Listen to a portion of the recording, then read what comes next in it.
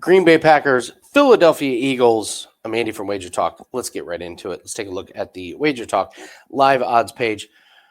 This line opened at -3.5 for Philly. That has jumped up to -5. South Point is -4.5. DraftKings even at -5.5. It's a square play, but I like Philly. I just think that this Philly team is underrated. It just feels like there's drama that follows them around, and yet I'm a Jalen Hurts believer. I'm a Sirianni believer. I don't understand why there's a lot of this negativity around a team that has lost one time since September. Like they beat. I know their schedule hasn't been great. They beat Cleveland, New York, Cincinnati, Jacksonville, Dallas, Washington, Los Angeles, Baltimore, Carolina, Pittsburgh. They lose to Washington in that crazy 36-33 game. But then they finish off beating Dallas and New York. And what I like about that schedule, it's fairly easy, but they haven't had to put a bunch of wear and tear on their bodies. And I think Jalen Hurts now looks like he's cleared concussion protocol. Saquon Barkley has had some time to rest, and I feel like they're the team that is going to be more fresh. And I feel like Green Bay may have peaked a little bit too early in the season. Jordan Love banged up, and then Christian Watson. What an absolute bummer. Tears his ACL. He's the guy that stretches the field. I think they're really, really going to struggle. I thought Christian Watson was going to be a big piece of this game. So for him not being there is it's just going to be a really, really tough uphill battle for them. So I think I get the fresher Philadelphia team. I think I get a Green Bay team that peaked much earlier in the season. And then you get a Philadelphia team that also lost to Green Bay first game. Now, there's weird stuff with that game. Out of the country, bad field. But that leads me to my favorite prop in this one, which is Jalen Hurts to not throw an interception. He had 2 interceptions in that first game against Green Bay. And then the next 2 games, he had interceptions in both. Since then, he's only had 1 interception the entire season. He's protecting the ball. And there is a chance that Philly is playing with the lead here. And you just see a Saquon Barkley run after run after run. Saquon Barkley's rushing total is over 100 yards, which is crazy, but it is the way to attack Green Bay.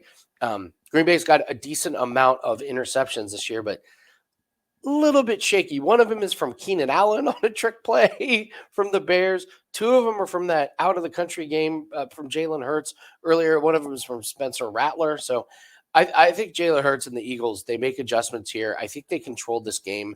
I think they get out to a lead, and you just see a heavy dose of Saquon Barkley. And Jalen Hurts doesn't need to force the ball in anything. He doesn't need to make any tight window throws, doesn't need to take any chances. I think this is a Green Bay team that unfortunately is going to lose at Philadelphia. And everyone that doesn't like this Philadelphia team or has questions about Jalen Hurts or Nick Sirianni, all of a sudden here's Philadelphia advancing to the next round. So my official plays, this is not a client play, but because I don't do spreads or totals in the NFL, I only do props, but I'm going to lean for Philly to take this one and take it by margin. So I'll lay the points in this one. No opinion on the total. And then I'll take Jalen Hurts to not throw an interception. It's too big of a total, but I would not be surprised if Saquon gets over his total. I believe it was 101.5 the last time I looked.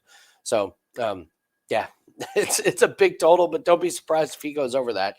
And as we have seen, Saquon can rip these big, long runs, eat up big chunks of yardage, and then fourth quarter, you're not really saving Saquon for anything. So expect him to help run out the clock there. So what do we have up at WagerTalk? Our NFL weekend prop pack is up to get you every single play that we have for the NFL for this weekend. 9-5 run the last 2 weeks. So really happy with the way we've been closing out the NFL season.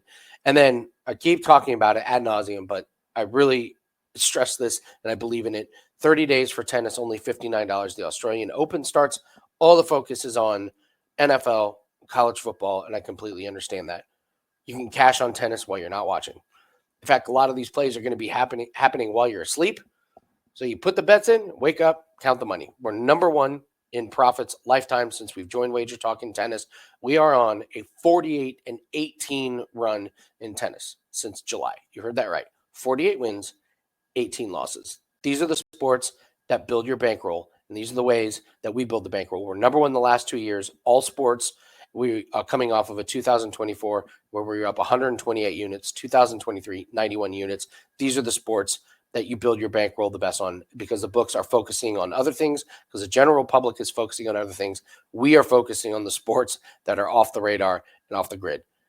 There's no better way to profit than to take advantage of sports when everybody is looking at other things. So get 30 days of tennis. It's only $59. The tennis majors is where we do our most damage. Take advantage of that, wt.buzz/AL. Good luck on your place, and we will see everyone later.